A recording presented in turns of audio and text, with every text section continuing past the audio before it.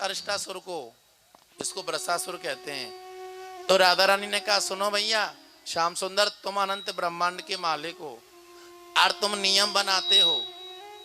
एक समय क्या हुआ, जब वृत्तासुर इंद्र का नहीं लगेगा, बोलो राधे राधे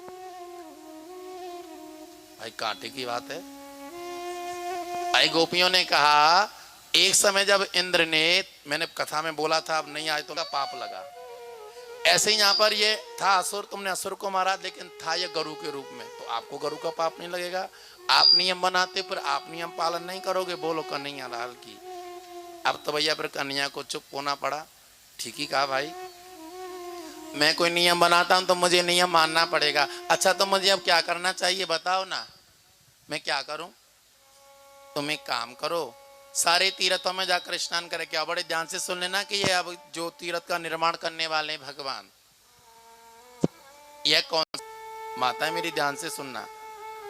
मैं सारे तीर्थों को यहाँ पे बुला लेता हूँ, ठीक है प्रभु आपकी मर्जी है।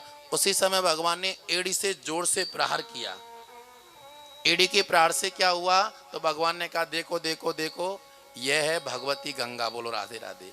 भगवती नदी जो जल के रूप में प्रकट हुई है, जो पाताल खंड से आ रही है, बोलो राधे राधे। एड़ी मारने से ना पाताल से आके भगवती नदी प्रकट हो गई, बोलो कन्हैया लाल की। और उसी समय एक एक तीर्थ आने लगे, तो तीर्थ लवण सागर, प्रभु मैं लवण सागर हूँ, बोलो राधे राधे। फिर एक कहने लगा मैं क्षीर सागर हूँ, बोलो राधे राधे। फिर एक कहने लगा प्रभु अमर दीर्घिका हूँ मैं प्रभु। फिर एक तीर्थ कहने लगा मैं शोण नदी हूँ प्रभु, मैं सिंधु नदी हूँ। ऐसे ऐसे सब तीर्थ आ रहे, मैं पुष्कर तीर्थ हूँ, मैं सरस्वती नदी हूँ, मैं गोदावरी हूँ, मैं यमुना हूँ और मैं रेवती हूँ।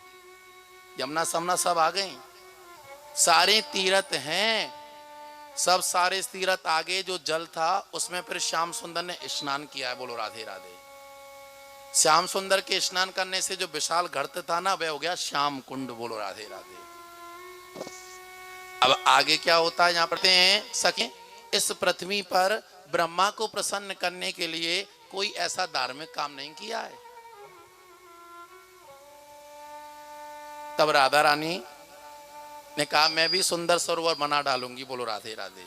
तो क्या हुआ, गोपियों ने देखा अरिष्टासुर के खुरों से श्री कृष्ण कुंड के पश्चिम में एक उतला गुड्डा था। ध्यान से सुनना, पश्चिम में आज भी जाओगे आप देख पाओगे श्याम कुंड, और वहां पे अब राधा कुंड का निर्माण हो रहा है।